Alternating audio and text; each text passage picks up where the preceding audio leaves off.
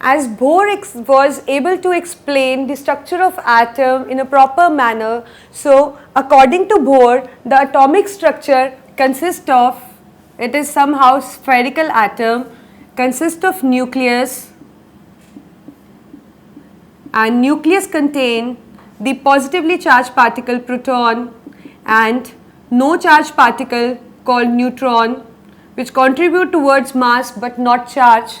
And outside the nucleus, shells are present, as we have already discussed in the Bohr model, and the shells are named K, L, M, N, M, N, such as, or you can write 1, 2, 3, 4 like this, and these shells contain electrons as it is postulated by the Bohr model, and these electrons are revolving in a definite orbits.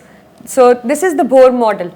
Now the terms which we derive from this Bohr model is atomic number. Now the question comes in mind, what is this atomic number? Atomic number specifies the number of protons in an atom. The atomic number specifies number of protons in an atom. So it is represented by the symbol that is Z. The general symbol used to represent atomic number is Z, and the other thing which is used to denote the atom is mass number. Mass number is actually the sum of protons and neutrons present in nucleus, or we can say it is equal to the number of nucleons in nucleus. Nucleons are considered as the particles which are present in nucleus, and as we know, as Bohr already told us, that there are only proton and neutron in the nucleus. So either we can say it is sum of protons and neutrons, or we can say it is equal to the number of nucleons. It is abbreviated as A. So whenever we are representing any element, what we do, we represent the element with the symbol. Say I am taking an example of sodium. So as we know, the Latin name of sodium is natrium, and the symbol used for sodium is Na. So first of all, to represent an element, you need to write the symbol, and then you specify it with atomic number and mass number. Mass number is written as superscript. Superscript is a script which is written on the top, and subscript which is written at the bottom. So mass number acts as a superscript. It is written here and the atomic number is written here. As we know that mass number of sodium is 23, so it is represented as 23, and atomic number is 11. So this is how the sodium is represented. See, I am removing this A and Z because now you already know what does A and Z specify. So we can write sodium as Na, 23 and 11. Superscript as mass number, subscript as atomic number. You will be surprised to know that, as I have already told you, that atom is electrically neutral. That means number of proton is equal to number of electron. This we will be explaining with an example. Look carefully at the board so that you will be able to make the atomic model of different elements. So for example, I am taking an example of sodium. As I have told you, mass number is 23, atomic number is 11. So what information do we get from these atomic number and mass number? See, atomic number, as I have told you, written as subscript, it is 11. 11 means atomic number corresponds to number of proton. That means protons are 11, because atomic number is actually the number of protons present in atom. So atomic number 11, that means number of proton is 11. And we know atom is electrically neutral. Number of proton is always equal to number of electron. So that specify the electron is also 11 in it. And what information do you get from mass number now? Mass number is 23, as I have written here. Mass number is now equal to number of protons and number of neutrons. This I am rubbing it to make you know that how you can calculate the number of neutrons with it. See, mass number 23, proton means same atomic number, and neutron. So putting the values, atomic number is 11, neutron. So this is how you can calculate the number of neutrons. So number of neutron is 12 in it. So this is how the information that is conveyed by the atomic number and mass number, that you can get to know the number of protons, the number of neutrons and the number of electrons in a particle. And look at them, as the number of protons and number of electrons are equal, this specifies that atom is electrically neutral. Now the question comes in mind that how these electrons are arranged. As Bohr told us that according to Bohr, electrons are revolving around the nucleus in the definite orbit, shells, energy levels, whatever term you can use for it. I am repeating, energy level, orbit, shell, anything you can use, and they are designated by K, L, M and so on. First shell as K, second is as L, M, likewise. So the question is this: how electrons are arranged around the atom? So this information we get from electronic configuration. See, so what is electronic configuration? Electronic configuration is arrangement of electrons in different shells, or we can say the orbits as well, or energy levels, any term we can use it. Keep in mind, shell, orbit, energy level is one and the same thing. So how the electrons are arranged around an atom is given by electronic configuration. So like we take an example of sodium, again we are taking an example of sodium, then we will taking some other example, because as you are familiar with its atomic number, mass number and number of neutrons, so that is why I am taking the same example. So look at the board, its atomic number is 11, so I told you proton 11, electron 11 and neutron 12, mass number 23. This you already know how it comes from. So how these electrons are arranged? So according to the electronic configurations show us that how the electrons are arranged in the definite orbit. So as we have done in Bohr-Bury rule, that is the Bohr model, Bohr gave the Bohr-Bury rule, that is 2n square. So what is this n? N indicate the number of shell, that whether it is first shell, whether it is second shell, third, or you can write K, L, M like this. So according to this, that first shell can accommodate, I am putting the n as 1, the first shell can accommodate maximum of 2 electrons, can be less but cannot be more than this. And the second shell similarly, putting n is equal to 2, it can accommodate 8. So this is how we can come to know that how many electrons, maximum electrons the orbits can accommodate. So by using this rule, we can arrange, we can show the electronic configuration of any atom. So now in case of sodium, I told you that electron is 11. So that means how you are going to arrange. First write as much as name of shells you want to, then we will be filling this shell. Now the electrons are 11. So again I am repeating, electrons are 11. How they will be arranged? See, this is the first shell. Okay, I told you that in first shell maximum of 2 electrons can be there. So out of 11 I am putting 2 in K. How many is left? 9. So we know second shell can accommodate maximum of 8 electrons. Right, we cannot fill more than 8, it can be less than 8 or 8 but cannot be more than 8. Now the total number of electron is now 10. How many electrons are left? 1. That will be putting in M. So this is the electronic configuration for the sodium. You have to put commas in between indicating that this is in K shell, this is in L shell and this is in M shell. So this is how you can write the electronic configuration of any atom. Again, I am taking one more example for your conveyance so that you should be well versed with the concept. See, I am taking an example of helium, say. Atomic number of helium, for this time I am writing the atomic number, but you have to remind these atomic numbers in mind. These atomic numbers won't be given, you have to recall them. And it should be, you should be well versed with the atomic numbers. No, but you will not get the atomic numbers. Mass number you may get, you may keep the idea of mass number, but atomic number you have to remind. Okay. So atomic number of helium is 2. So what will be the electronic configuration? Or let us take first the number of protons. How many protons? 2. How many electrons? We know it is equal to the number of protons. Again 2. How many neutrons? Its mass number is 4. So how many neutrons? 2. So that means proton 2, electron 2 and neutron 2. Now looking at the configuration, for electronic configuration we use only the electrons because it is actually the arrangement of electrons in the shell. So it has got only 2 electrons. So let us write the name of the shell starting with KLM, then we will fill it. See, then electrons are 2. So we know that the first shell can accommodate maximum of 2 electrons. So this 2. Now we are not left with any of the electron. So don't be panic, the electronic configuration is only 2. Don't think like that the atomic number in electronic configuration can't be same.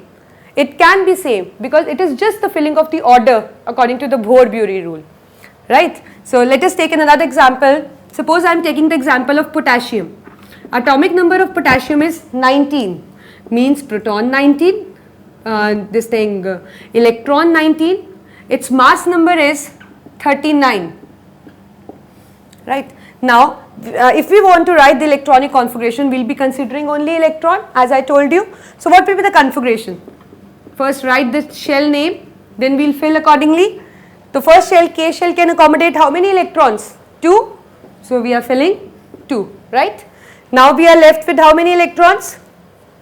17, but second shell can accommodate maximum of 8.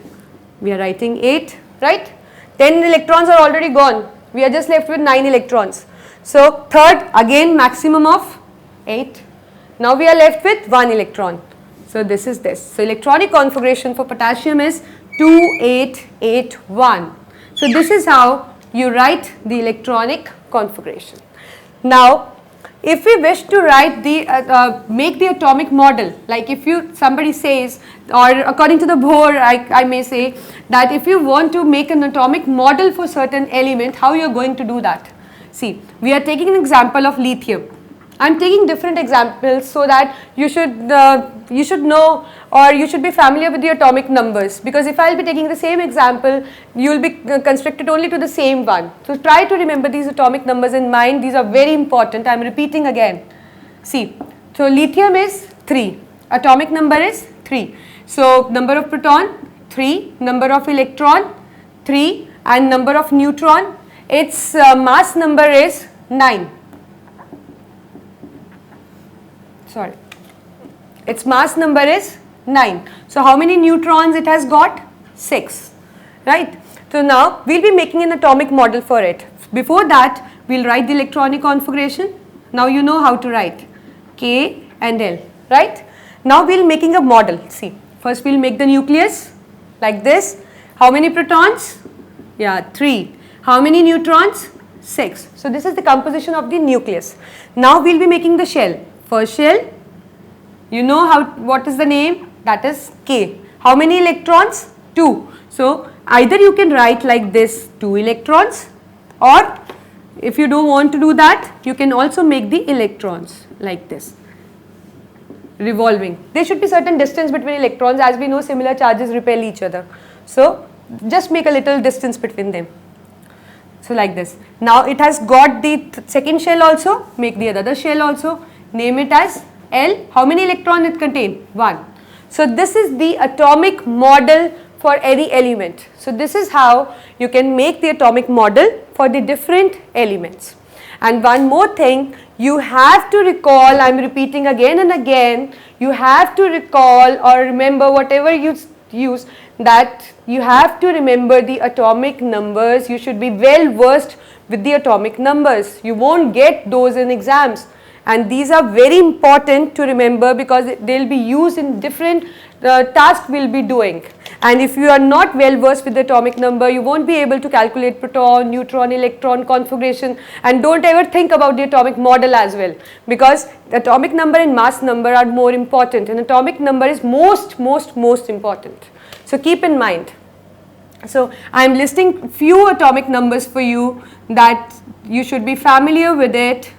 That is hydrogen, helium, lithium, beryllium, boron, carbon, nitrogen, oxygen, fluorine and neon.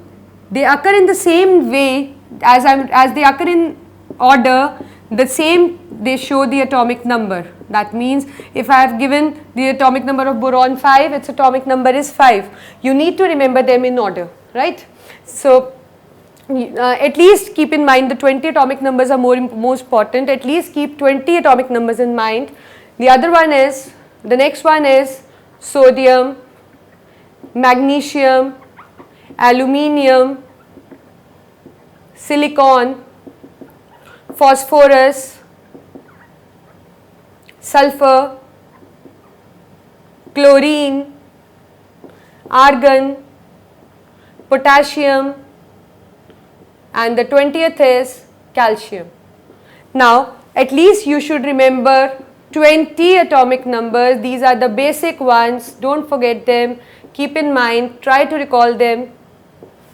See, now we will be writing the symbols used for them. Hydrogen, see, symbol is either taken as first letter or first two letters, or it is derived from the Latin name. So you need to remember those symbols. You can't build them. They are already specified by the IUPAC, International Union of Pure and Applied Chemistry. So you need to remember them. You don't need to build yourself, right? So hydrogen is H, helium is He, lithium Li, beryllium Be, boron B, carbon C, nitrogen N, oxygen O, fluorine F, neon Ne, sodium Na, magnesium Mg, aluminium Al, silicon Si, phosphorus P, sulfur S, C chlorine, Ar argon, potassium K, and calcium Ca. As you can see the symbols, you have seen that maximum of the symbols are taken by first letter or two letters, but few symbols are exactly different from the name. For example, we take an example of, let's see sodium. It is S and SO, but Na doesn't come from anywhere. So you should know that its symbol is derived from its Latin name, natrium. So these two letters are taken from this. Similarly, any more example you can see? Yeah, it is for the potassium. See, the K is nowhere. So it is taken from its Latin name, kalium. K comes from this. So this is how you get to write the atomic numbers with the symbol. Now, if we write the electronic configuration for them, I am writing the electronic configuration by looking at the atomic numbers. As we know, atomic number is 1, so proton is 1, electron is 1. So, I am considering the atomic number as electron and I am writing the electronic configuration. So, see, it is, to make it more colorful, I will write with the other pen so that it should be clear to you. 1, 2, these are the electronic configuration, okay. Lithium 2 1, beryllium 2 2, this is 2 3, this is 2 4, this is 2 5, this is 2 6, this is 2 7, this is 2 8. Don't forget to write the commas, okay. It will differentiate that which electron is in K shell and which is in L shell. Similarly for this, 281, 282, 283, 284, 285, 286, 287, you know now how I am writing it. I am just looking at the atomic number, considering that it is a number of proton, I know it is equal to number of electron, and I am just arranging according to the Bohr-Bury rule, that is 2n square that we did before. Similarly 288, 2881 and 2882. I hope you get this, how to write the electronic configuration. These are very important. You should know how these electrons are arranged. Now, one more thing, the valence shell. Now, what is the valence shell? The last shell of an atom is called as valence shell. See, this shell is this, you already know what are KL, right? So, we are just writing the valence shell. So, in this case, the valence shell, the last shell is, it has only the first and the last shell as K. So, valence shell is K. Similarly, in this is L, this is L, same L. Because two shells are present and the last shell is always the L1, and it has got the 3 shells. So, in all of the cases up to this, the valence shell is M, and in this case it is N. So, valence shell indicate actually the last shell of an atom. It is very important. I am repeating, the valence shell is very important because it specifies the valency of an element. So, you should know what is the number of proton, what is atomic number, mass number, proton, electron, how you can get neutron, how you can write the electronic configuration, how you can make the atomic model, and how you can specify the valence shell. Now, in the next topic, we will be taking up the valency.